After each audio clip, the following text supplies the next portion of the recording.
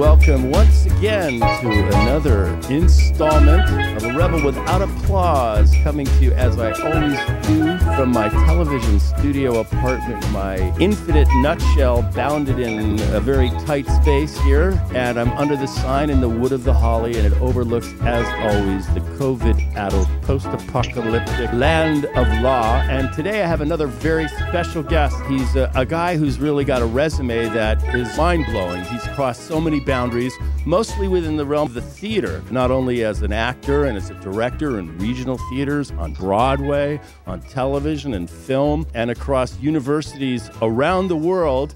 He is Dr. Breakin Kelly, and he's with us here right now from Louisville, Kentucky. First question to you, Breakin. How are you feeling and how you doing? I'm doing fine, man. I'm a professional self-isolator. So you're pre-adapted to the current calamity. You're okay with this. Have my books, work out, catch up with certain movies that I've DVR'd and such, and so it's great, man. And I'm doing a lot of writing now, so it's fun. And you're also preparing for a production. Hopefully we'll have theatrical productions in the near future of King Lear. Is that correct? That's absolutely right, at the Southern California Shakespeare Festival. So you'll be directing the play. Yeah, I'm excited. I did the play 3 years ago. I played Lear here, but this is going to be a little bit different, so I have some other ideas for this interpretation. A couple questions is, one, if they'll be able to do public performances, but also when the public will feel confident to go to theaters or baseball games or basketball games or jazz shows. I was just reading today's New York Times, and they have, what's happening on Broadway. So the most recent article is, will Broadway be shuttered until summer, fall, question mark, because you have all these, people that are crowded into a tight space. And let alone off-Broadway and all the other smaller theaters, people are going to be a little gun-shy, you know what I'm saying? Yeah. So that's a whole nother conversation. Yeah, I mean, I'm in nightclubs. I'm a comedian as well as an actor. And the thought of standing in an enclosed room making people laugh, which essentially will be projectile vomiting COVID-19 missiles out and amongst the public, it's going to be a while. I think we're going to have a lot of confidence that we are somewhere approaching herd immunity before that's going to be happening in a relaxed and confident way. So you yourself would not feel comfortable if they admitted half of the crowd into the club or a third of the crowd? I mean, at the very least, if they had to do that, where there was separation like what they're doing on buses and such. My realistic projection is we have to marshal all our resources as a society for testing. So you might have the antibodies, meaning you can be released into the labor force as an actor or as somebody delivering food, whatever. We need to know. We have to shine light in the dark places. We've got to get close to a vaccine, and it's got to be distributed. And then you're going to be, I mean, this is what I see. If you want to get on an airplane, if you want to go to a Laker game, if you want to walk into a nightclub or a restaurant, you're going to have to show on your driver's license that you have the CoVV, meaning the vaccine. That's the world we're looking at until we can take this contagion and place it amongst the other malefactions that torment society and our health, and it can join the ranks of all those other things that can kill you in a more equitable way. Until that happens, I think the public's confidence is going to be questionable. I mean, that's just what I see. I may be wrong. To go from a red light to a yellow light to a green light. Exactly. And we will get to a green light. And it's just going to take some time, and it's going to take some management and leadership and marshaling of resources that, frankly, feel haphazard and disorganized at this moment. But I do feel that we're going to get through this. I know we will. I hope I'm amongst those. Well, one of my former students, his grandfather was Jonas Salk. Oh, from Pittsburgh. Who created, polio the vaccine. Yeah. So, I mean, we will get through this. We will. Right. We will get through this. And it's important. I mean, we're off theme, but it's cool that we put our faith in the things that have taken us to this moment in a positive way and in our society, meaning science, reason, rationality, what we observe. This is our way out of darkness. That's why you and I are able to even talk through the miracle of iPhones and in But the internet. Bill, why are people on the beaches in Florida Or protesting in Michigan. come on, man. Well, So, there's two diseases at work here. There's COVID-19 and there's human ignorance, and they're in a race to the finish line. Oh boy. Certain things they don't go away. They're time immemorial, and that's why we're still doing Shakespeare, because the fundamental things apply. And I'm going to ask you a question, since you're prepping and your head is in King Lear. Are you seeing any places in the play where it can resonate right to the moment that we're in? What you're seeing is people losing their jobs. I'm not talking about a certain socioeconomic class that has the capability to work remotely, but there are a lot of other people that are losing their jobs and that they're confined, and there's a lot of domestic violence and a lot of other sinking down after you've lost a certain kind of bearing. Whether that bearing has been, full of a positiveness, people are going to see that hopefully in the play. We'll see. We'll see what happens. Particularly with poor Tom, who's out there, seeing all of the Tom of Bedlam, all of Yes. Bedlam, man. He's been privileged, and all of a sudden he's out there in the muck and the mire, pretending he's crazy, because he's he's seen all these other folk that he's come in contact with, and so all of a sudden it's like, I got to do this too. That's how I have to survive. To feel what wretches feel, to feel what wretches feel. That's like Lear's line. Yeah. Yes. The winds will be blowing and the fires will be cracking then in your production, I'm sure. Oh, I don't know. I don't know. It'll be sparse, really sparse in the round. Most of my references are from the cinema, in terms of Shakespeare. Is Peter Brook's King Lear. And what was so remarkable to me about that, and we discussed it a little bit, was its proximity to nature. The kingdom that Lear presides over is not a modern nation state, but it's sort of halfway between a tribal world and a nation state world, and it's right flat up against all the terror of the natural world. And that's when they come to grips with I think, to me, what are the core truths of the play. Maybe we're up against nature of a different kind right now. I don't know. It's a reach. Who knows? But I would look forward to seeing that play. So let's talk a little bit about your life. You grew up in New York. You went to the High School of Performing Arts, and you were in, I guess, the Fame School. Is that right? Yeah, that's right. I was always curious how, young people get an idea that, I can be an actor, or there's room for me in this world as a creative person. I always loved old movies, on the classic films on television. And being, 8, 9 years old and looking at a movie like The Grapes of Wrath or Tale of Two Cities with, Ronald Colman or something, and crying and not understanding why. And I was terrified to tell my parents that I was crying looking at the television. So I was always fascinated by that. All children have a sense of an imagination, hopefully. So, just like being a regular kid in New York City, pretending you're a sword fighter or a superhero. And so I asked my teacher in 8th grade if there was a school that taught people how to act. He said the High School of Performing Arts. And then I had to audition with monologues. I didn't know what that was. And so one thing led to the next. One of my teachers helped, and then I got in. I remember the audition when they asked me to do an improvisation. I didn't even know what that was. And one of the teachers said, we're going to give you a scenario. You lost your bus pass in the room. You think your bus pass is in the room, and we want you to come back in and look for it. So, of course, I went out the door and came back in and started cursing and tipping over the chairs and all that. So I guess they thought I was crazy enough to admit into the school, Well, was your family in the arts, or did you have any impetus like that? My cousin, who just passed away, was a legend in the dance world, and she and Shirley MacLaine and a lot of other people were very close. Did a lot of films in the 70s. She was in Andromeda Strain, Soylent Green. She did a slew of television in the 70s and 80s and all that. And Broadway, she was known for her Broadway performances. Certainly, that's what put her on the map. But she was the star of the family. But then as I started doing particular things, she was always supportive. And, when I came out to Los Angeles to visit for the first time, she took me around and I met a lot of people. That was, just really wonderful. So she was always my eyes were always, wide open when she would have all of these celebrities and stars around her, or if my parents had a barbecue. We had moved out to the suburbs, but then my father wanted us to have a yard to play in.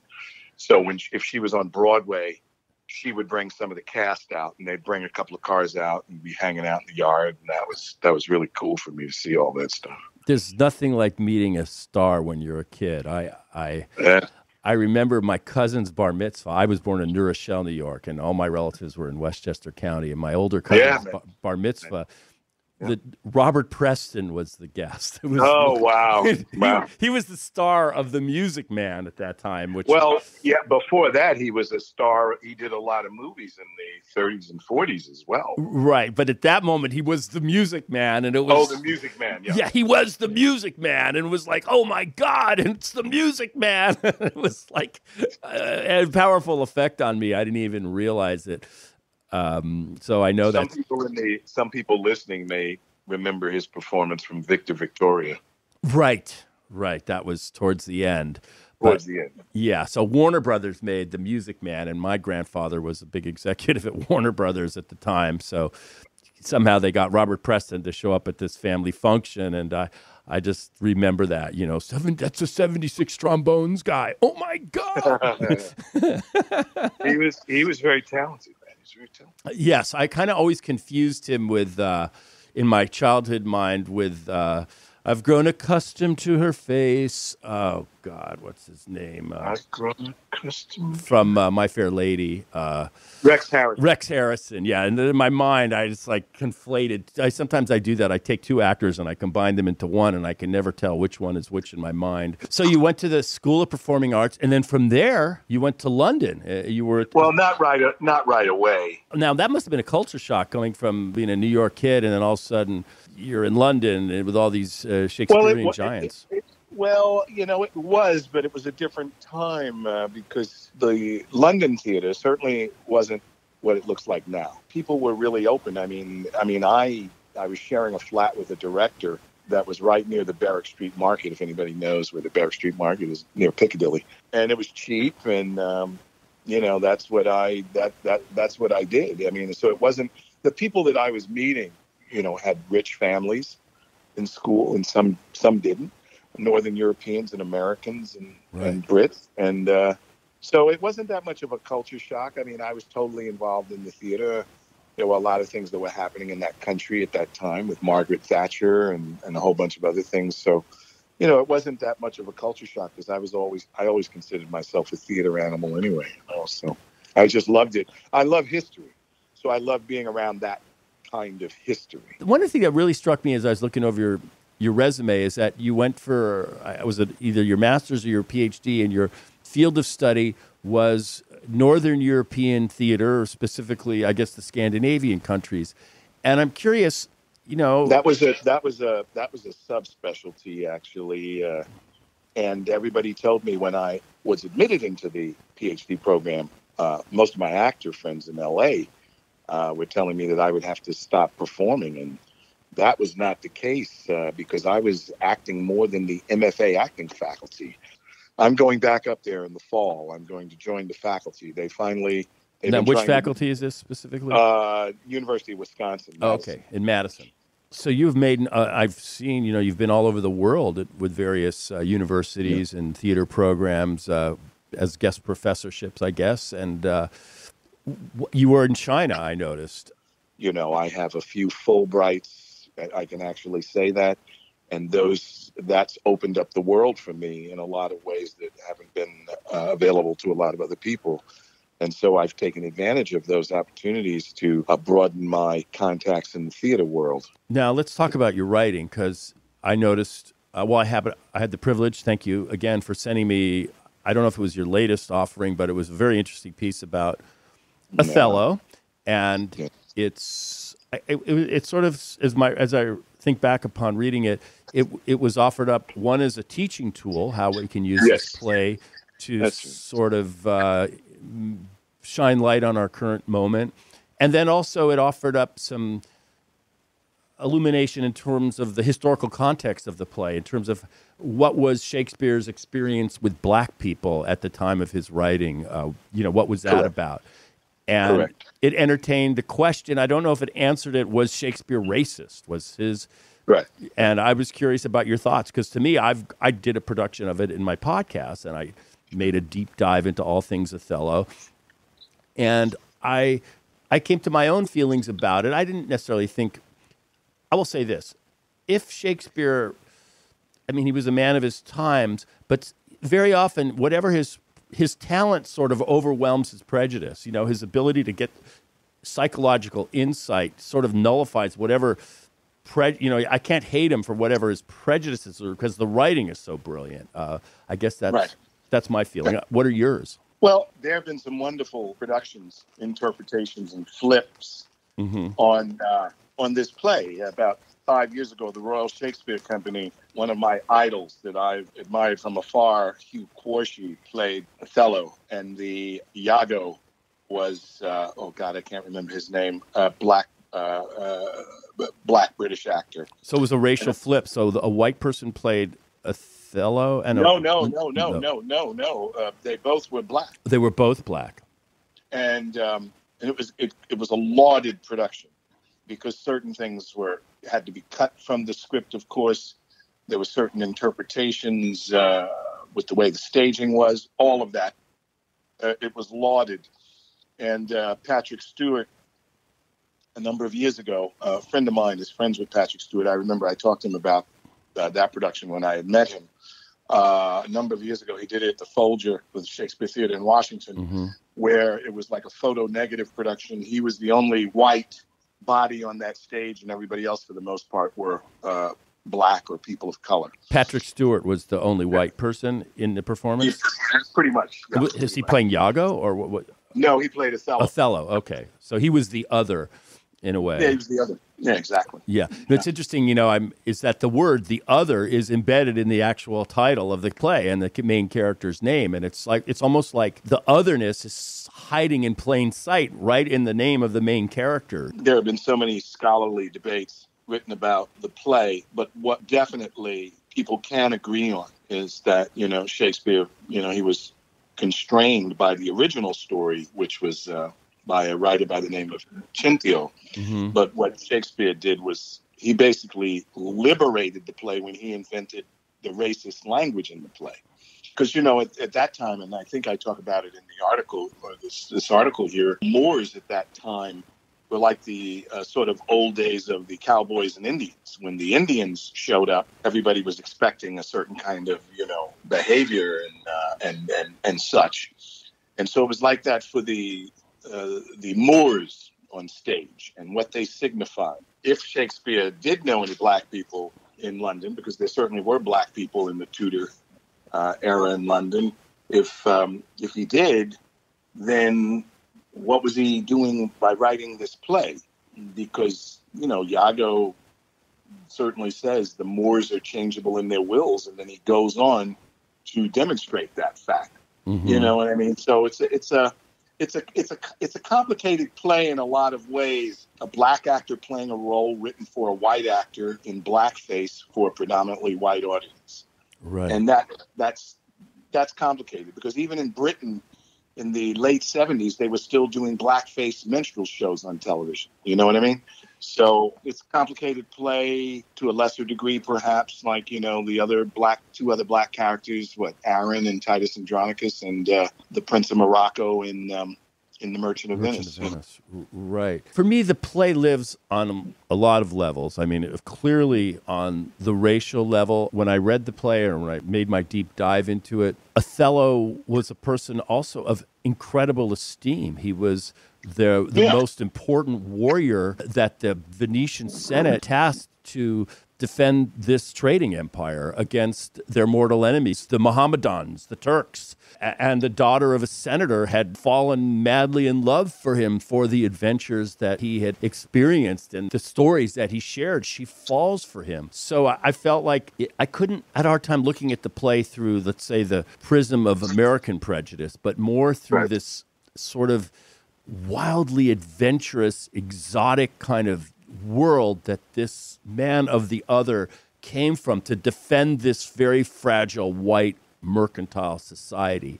And like, that's the context. So he was a person to be held in incredible esteem, and if you're fearful of it, and he's exotic, and yet he has these vulnerabilities that Iago sees in him. During the O.J. Simpson trial, theater companies were putting on this particular play because audiences were going there and they were seeing this, and it was like almost there's resonance with, with O.J. Simpson and Nicole Simpson and all that sort of stuff. And right. It depends on the interpretation and certainly how the play is done and how one sees through the play.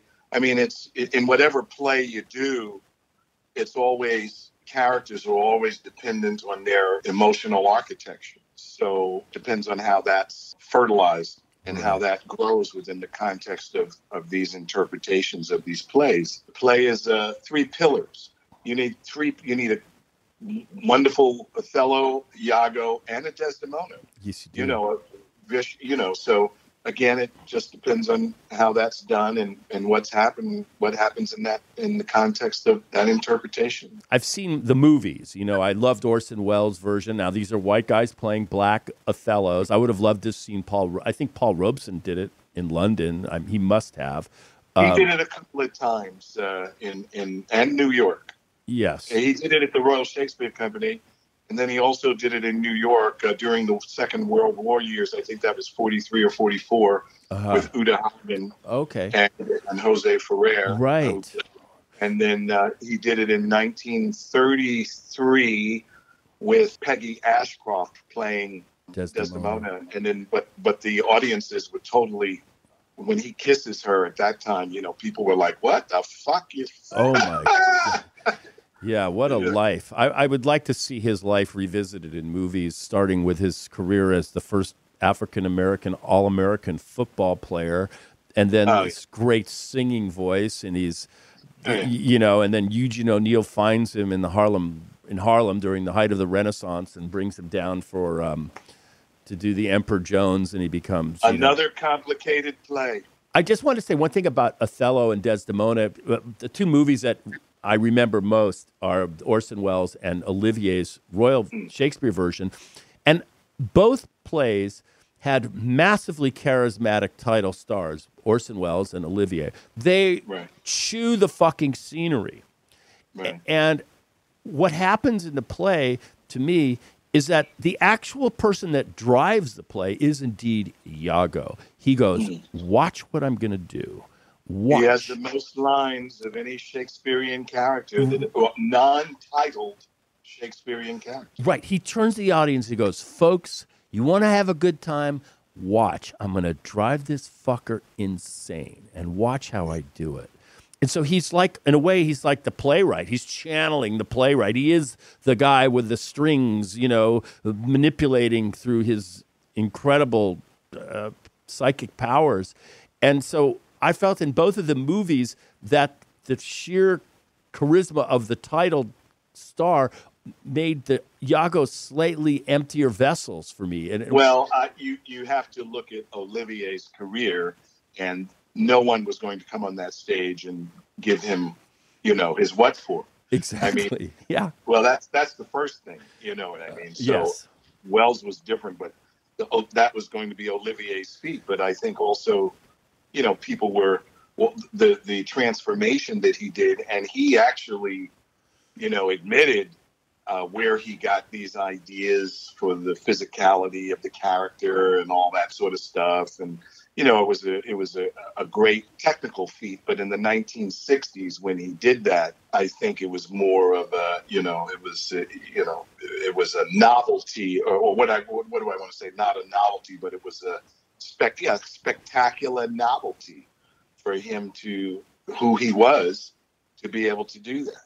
When James Earl Jones and Christopher Plummer did it on Broadway, that was a duel of those kind of things, because Plummer wanted to turn it into a comedy.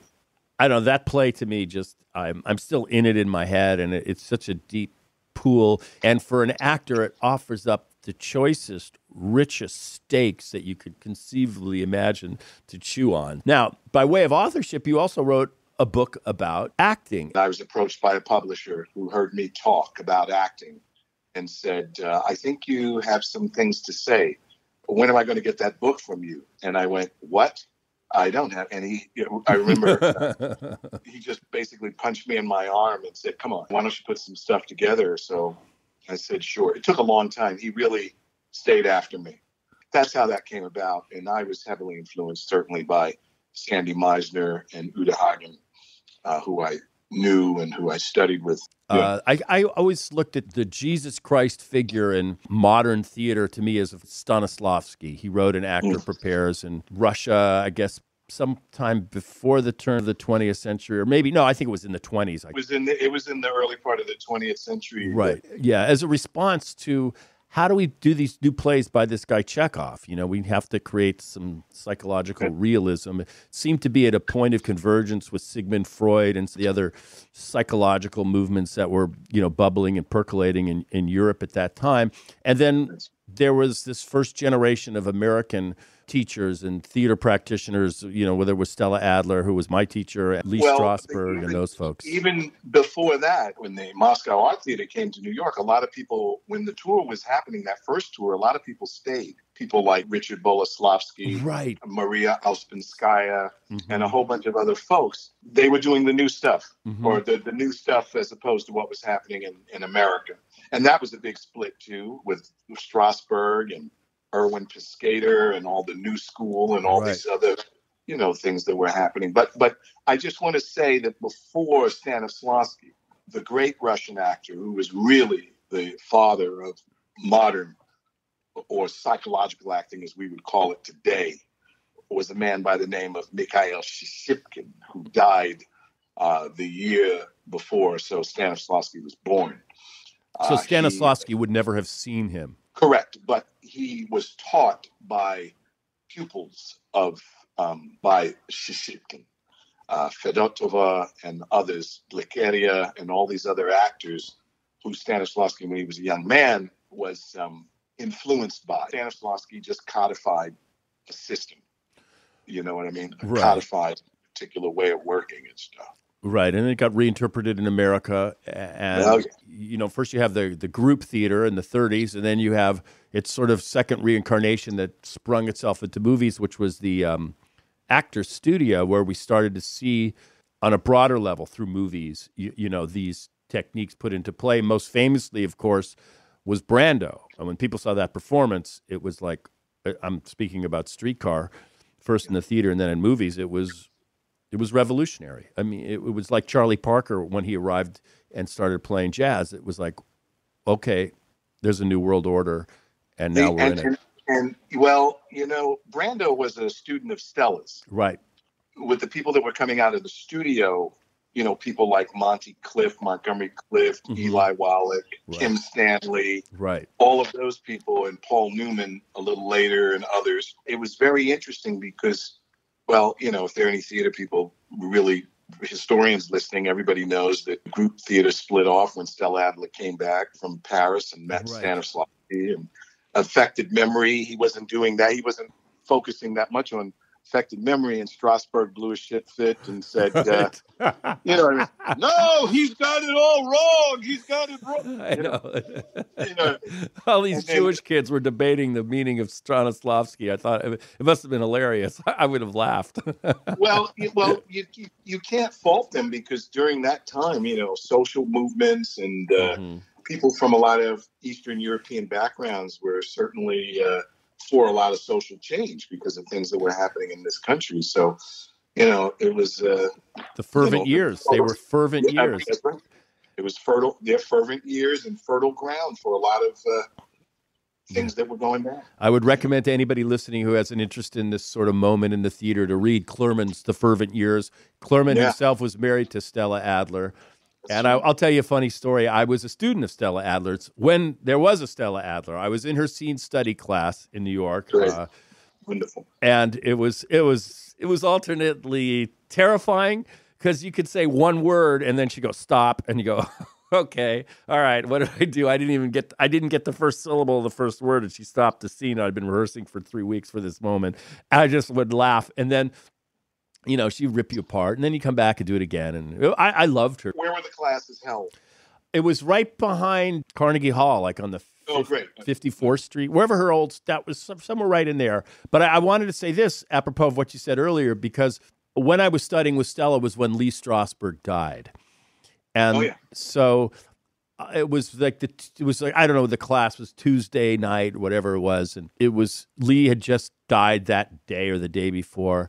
And so Stella would have this throne-like chair on the side of the stage where she would preside over the class. And so she all asked us begrudgingly to offer up a moment of silence for Lee Strasberg, who she absolutely despised to the bottom of her soul. And so we offered up this moment of silence to Lee Strasberg, and then she just ripped him after that. I was going to the actor's studio in L.A.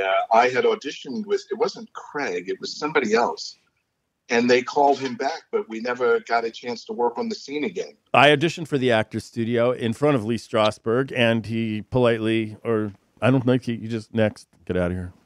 And I was, and then I studied with a gentleman who just died. He was my mentor. I loved him, Jack Garfine, who also wrote about the theater, and he started the Clurman Theater, and he was really my great mentor and champion. He loved me, and I loved him. He just passed, and I have his book, actually. Yes. We talked about that. There's a film that I was able to find, a DVD of, I think it was, if you can hear me on speakerphone, Strasberg's last role is called Boardwalk. Mm-hmm. It's wonderful. Strasberg is an actor. I believe it was his last film performance. And for people that don't know, Lee Strasberg, of course, was this legendary acting teacher and almost a cult leader to many. And he presided over the actor studio. And then late in his life, he got fame as an actor.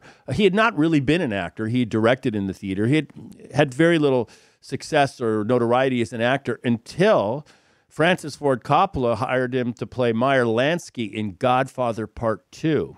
And that sort of re-energized his life in its last chapter as an actor. Pacino was like a godson to him. I was just reading something that when Strasberg passed away, Pacino was called immediately to get to the family's house because he was like a son to him. They had a memorial service for him at one of the Broadway theaters, and it was open, and I went, and Al Pacino presided over it. And he really, it was his show. It was a Broadway performance by Al Pacino in honor of Lee Strasberg. So you're in Louisville now. I didn't plan on being here. I was in Taiwan directing a production of Mamma Mia.